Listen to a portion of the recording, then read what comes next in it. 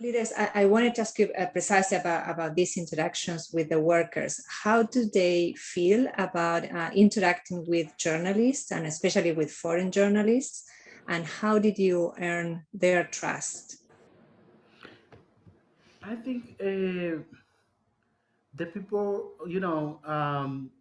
because of my Haitian culture, I know exactly how to introduce myself and also introduce my partner, in Okay. this case, Sandy.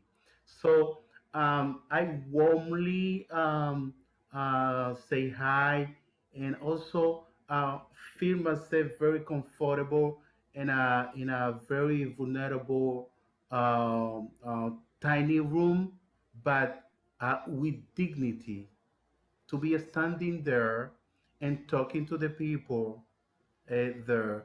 I remember a thing that happened in Abate, um, uh, and we was talking to two guys, two elderly guys, and Sandy was interviewing him, and he was talking to us. he was he was saying what he feel inside, because he saw how his life is crumbling without any money. He has worked many years in the sugarcane, and he have any money. He could not save any money for his long working in the sugarcane. So the tears come out of his eyes in that time, and he um he crushed his machete. In that time he Pounding it on has the ground. machete, Yeah. yeah, on the ground, like, and he was the tears uh come out of his face, and you can see how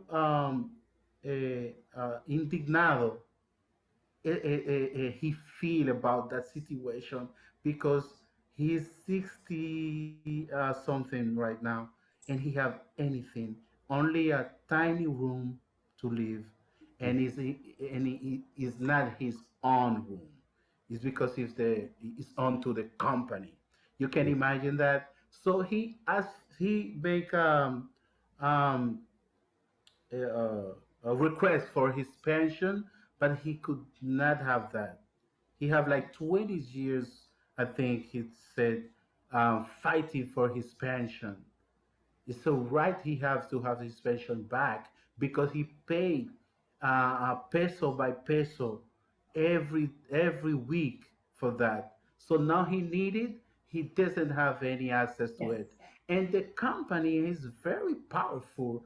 They could help him to have that, but is not they are not interested on have a better life for the people.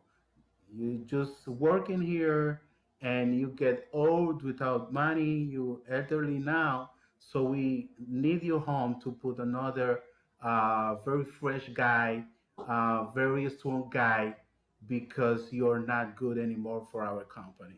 That's very unfair. I mean, uh, th- yeah. I think Michael wants to chime in, and then I just after. want to add to that, because that is a very powerful moment in the radio documentary when Sandy and Euclides are interviewing these two gentlemen. And so you have elderly men who are still having to work in the cane fields because they can't get their pensions that they've paid into, because they're essentially stateless as Haitians in the Dominican Mhm. Republic. And we've seen a lot of stories about the situation for Haitians living in the Dominican Republic, and it's a really serious situation. Just a reminder that the cane that these people the cane that sugar cane that these people cut is processed, and much of it comes to the United States and ends up in our breakfast table. So there is this direct connection. And the only other thing I want to say is Euclides was vital in this, because Euclides speaks English, he speaks Spanish, but he also speaks Haitian Creole, and that language connection is an essential ingredient in building trust. And I think it's something for a lot of younger reporters to keep in mind, that, it's if you're coming from outside a country, you really need to understand the culture. You need to speak the language. You need to find other ways, collaborating with other journalists from the area to get those connections. These are people who are extremely at risk, and they're taking chances to talk with you. Yeah, And I would just add to that, sorry, Euclides, just for a second, I just would add to that, Euclides, you can tell from his, just how he is, I mean, his warmth, his humanity, it's not just that he knows how to speak Haitian Creole and Spanish and English, but also that he makes people comfortable. And the thing is, when you're interviewing people, you know, I often tell my students, you want the person you're interviewing to go from this, crossing their arms, to this, being open. And Euclides does that almost immediately. And you know, we were interviewing these old guys. I mean, we went into the field with another gentleman, 75 years old, on the first day of the harvest. He's just slashing away. There are people working into their 80s, and it's heartbreaking, and it's appalling. But also what happened to us, what happened to that man as he was pounding a machete into the dirt, which you can hear when you listen to the radio program.